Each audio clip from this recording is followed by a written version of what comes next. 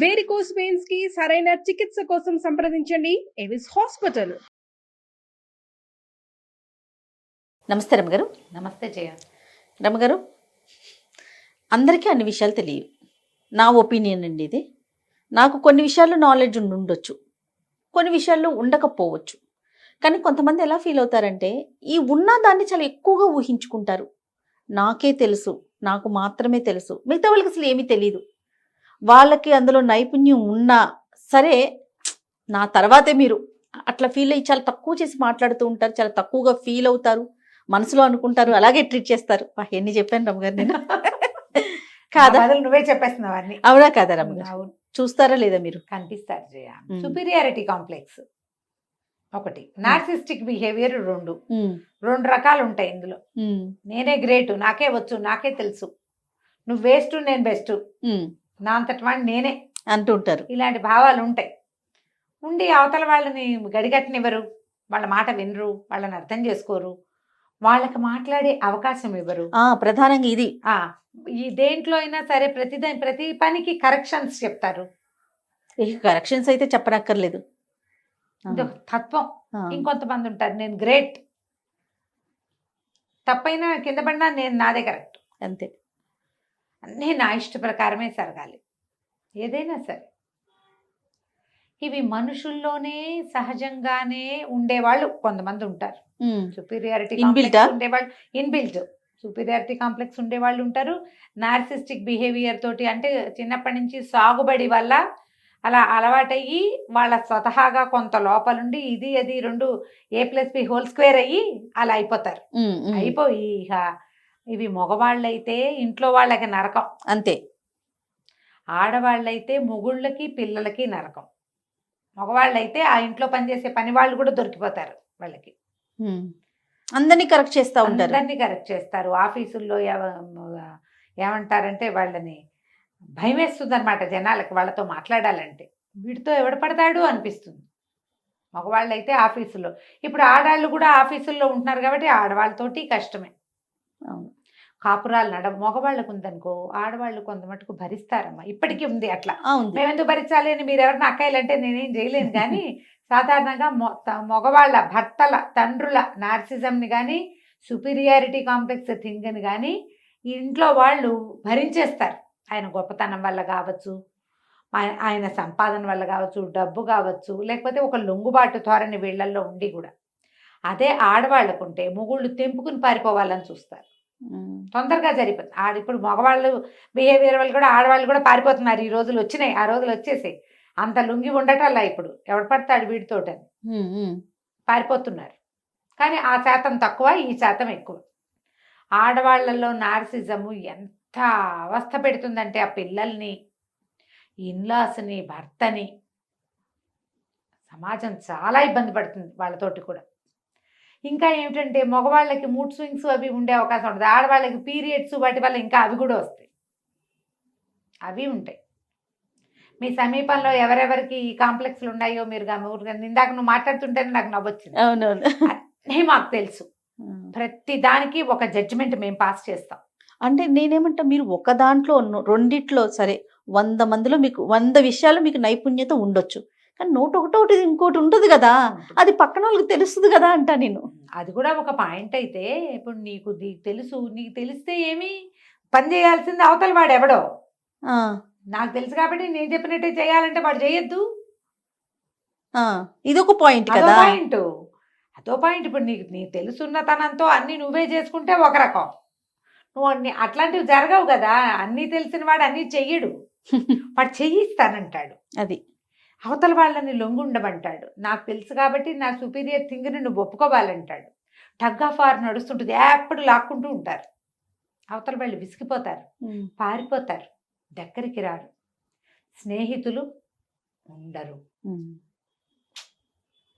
Zero friends. వీళ్ళు దీన్ని ఎవడు పడతాడు? ఎంతసేపు నువ్వు ఎదుటి వారిలో తప్పులే వెతుకుతావు, నీ గొప్పే చూపిస్తావు. ఎప్పుడు నీ గొప్పే, ఎప్పుడు నీదే గొప్ప. ఎవరు భరిస్తారమ్మా? సబార్డినేట్స్ విసిగిపోతారు, పిల్లలు విసిగిపోతారు, పెళ్ళాలు పారిపోతారు. కాదు, పెళ్ళాలు విసిగిపోతారు, పిల్లలు పారిపోతారు. ఎస్, ఇది కరెక్ట్. విసిగిపోతారు. ఆడవాళ్ళలో ఉంటే ఇంకా అది కూడా ఇంతే. ఉమ్, ఇది వరకు ఆడవాళ్లలో ఇది తక్కువ, రేర్గా ఒక సూర్యకాంతం, రేర్గా ఒక ఛాయాదేవి తరహా మనుషులు. అంటే ఆమె వాళ్ళిద్దరిని అంటాను, నా ఉద్దేశం కాదు, నా ఫేవరెట్ యాక్ట్రెస్ వాళ్ళిద్దరు. అవునండి. కానీ అలాంటి విపరీతమైన క్యారెక్టర్లు తక్కువ ఉండేవాళ్ళు, ఒక్కళ్ళు ఇద్దరు. ఉమ్, ఇప్పుడు వీళ్ళల్లో కూడా పెరుగుతున్నారు, అవును. ఇక్కడ పెరుగుతున్నారు. నాకు అన్నీ తెలుసు, నాకు అన్నీ తెలుసు, నాకు ప్రతిదీ తెలుసు, ప్రతి దాని మీద నాకు కంట్రోల్. దీంతో ఏం లేదు, మీకు అనారోగ్యాలు వస్తాయి. మీరు అనుకున్నట్టుగా జరగకపోతే మీకు బీపీ పెరిగిపోతుంది, స్ట్రెస్ పెరిగి మీకు స్పాండిలైటిస్ వస్తుంది. నార్సిస్టిక్ బిహేవియర్, సుపీరియారిటీ కాంప్లెక్స్ ఉన్న వాళ్ళకి స్ట్రోక్ శాతం కూడా ఎక్కువేనని ఈ మధ్య ఎక్కడో చదివే నేను. ఓకే. థింగ్స్ వాళ్ళు అనుకున్నట్టుగా అవ్వవు. ప్రపంచంతో సోదర భావంతో ముందుకెళ్ళేందుకు ప్రయత్నం చేయాలి. నాకు అన్నీ తెలుసు, వీళ్ళకేం రాదు, నాతో ఉన్నవాళ్ళు వస్తే వేస్ట్ ఫెయిలర్స్ మా దగ్గర ఉన్నవాళ్ళు. ఇవి పైకి కూడా అంటూ ఉంటారు, నువ్వు వింటావు కదా. వింటాను రమ్మగారు. వీళ్ళందరూ దద్దమ్మలు, చావట్లు, waste failures, good for nothing fellows. అంతే. నేను బెస్ట్. అంతే. నువ్వు ఇంతమంది సమాజంలో నువ్వు ఉన్నావు వాళ్ళతోటి అంటే నువ్వు ఎట్లా బెస్ట్ అవుతావు? ఎక్కడి నుంచి అవుతావు? ఎక్కడి నుంచి అవుతావు కదా, ఆలోచించద్దు. డెఫినెట్గా ప్రతిసారి మనలో కూడా మనని మనం ఎప్పుడు పరకాయించి చూసుకోవాలి. చేయాలి. మనతో ఫ్రెండ్స్ ఎవరు సరిగ్గా ఉండట్లేదన్నా, మనకి మిగిలిన వాళ్ళు సరిగ్గా స్పందించట్లేదన్నా, అవతల వాళ్ళు ఎవరితోటి మనము కలిసి నడవటం జరగట్లేదు అంటే తప్పెక్కడుందో ఆలోచించండి మొదట. వాళ్ళందరూ వెధవలు, సొంటలు, ఓకే ఓకే, అది ఆ భావం ఎలాగో ఉంటుంది. వాళ్ళు వేస్ట్ ఫెలోస్ కాబట్టే ఇది జరగట్లేదా, నేను మరీ అతిగా ప్రవర్తిస్తున్నానా, యామ్ ఐ కరెక్ట్, ఎంతవరకు నేను కరెక్ట్ అనేది ఆలోచించుకోండి. ఎవరికి వాళ్ళే. అంతే. మనం మన మొహాన్ని చూసుకుని మన బొట్టు కాటిక మనం దిద్దుకోవాలి. నీ బొట్లు నీ కాటికలు ఇతరులు దిద్దరు, చూపిస్తారు, చెప్తారు, ఓయ్ నీ బొట్టు బాగుండలేదు అని. అప్పుడు నువ్వేం చేయాలి? వాళ్ళకి అవకాశం ఇవ్వక్కర్లేదు, అంతే. నువ్వే తీసుకుంటే సరిపోతుంది. సరి చేసుకోవాలి కదా, అర్థం చూసే ప్రయత్నం చేయాలి కదా. నాకు తెలుసు, నేను ఎప్పుడు కరెక్ట్ గా పెట్టుకుంటానంటే ఎట్లాగా? అలా కుదరదు కదరా. చెప్తున్నారు అంటే చెప్పడం అంటే ఇప్పుడు ఏం జరుగుతుంది, అవతల వాళ్ళు నీతో సహకరించట్లా, నువ్వు చెప్పేది వింటల్లా, నీతో సహకరించట్లా, నిన్ను చూసి పారిపోతున్నారు, నిన్ను చూసి తప్పించుకుంటున్నారు. అప్పుడు ఎందుకు వీళ్ళు ఇలా బిహేవ్ చేస్తున్నారు, నేనేమైనా సరిగ్గా చేయట్లేదా అనేది మిమ్మల్ని మీరు చెక్ చేసుకోండి. ఎప్పుడు కూడా మనం ప్రపంచంతో కలిసి వెళ్తేనే మనం ఆరోగ్యము బాగుంటుంది, జీవితం కూడా ఆనందమయంగా ఉంటుంది. సమాజంతో వెలిగా ఉండే వాళ్ళకి సంతోషం ఉండదు, సంతోషం లేని వాడికి ఆరోగ్యం ఆటోమేటిక్గా ఉండదు. మీరు సమాజం దాకా చెప్పారు కదా రమ్మగారు, నేనేమంటే కుటుంబంతో కలిసి వెళ్ళండి. సమాజం అంటే బయట ఎక్కడ, ముందు కుటుంబం, అదే కుటుంబ సమాజం, ముందు ఫ్యామిలీ, సొసైటీ. చెప్పారు చూడండి, పిల్లలు పారిపోతారు, భార్యలు భరించాల్సి వస్తుంది, స్నేహితులు ఉండరు. ఎంత మందిని చూస్తానో రమ్మగారు, ఇలా కనపడతారు. మన క్లోజ్ సర్కిల్స్ లో కూడా ఉంటారు. అవతల వాళ్ళు నిన్ను చచ్చినట్టు భరిస్తుంటే ఏమిటి ఆ జీవితం? అది నీతో సంతోషంగా ఉండట్లా, వాళ్ళు వేరే దారి లేక ఉంటున్నారు. ఏమిటి నీకు నువ్వు వచ్చిన సంతోషం? ఏదైనా నీకు చెయ్యో కాలో వంగితే వాళ్ళు లేచకపోతారు, నువ్వు ఒంటరిగా మిగిలిపోతావు. కరెక్ట్ రమ్మగారి మాట కదా. ఆలోచించండి, ఆడైనా మొగైనా మన అతి ప్రవర్తన వల్ల మనం ప్రజల్ని కోల్పోతున్నామా, సమాజాన్ని కోల్పోతున్నామా, ఫ్యామిలీని ఏమైనా నష్టపోతున్నామా, మన ఇంట్లో ఎవరు మనతోటి లేరా, లేదా ఆఫీసుల్లో ఎవరైనా మనతోటి ఫ్రెండ్షిప్ చేయటం లేదా, సబార్డినేట్స్ మన మాట వింటలేదా అనేది ఆలోచించుకొని మీకు కావాలంటే మీరు ఒక కౌన్సిలింగ్ తీసుకోవచ్చునే. డెఫినెట్గా కౌన్సిలింగ్ తీసుకోవచ్చు, మిమ్మల్ని మీరు పరకాయించుకోవచ్చు. ఎవరైనా క్లోజ్ ఫ్రెండ్స్, ఒకళ్ళో ఇద్దరు బాల్య స్నేహితులైనా ఉంటారుగా, ఎంత మీరు తిట్టినా గసురుకున్నా బయటికి పోని వాడు ఎవడో ఉంటాడు.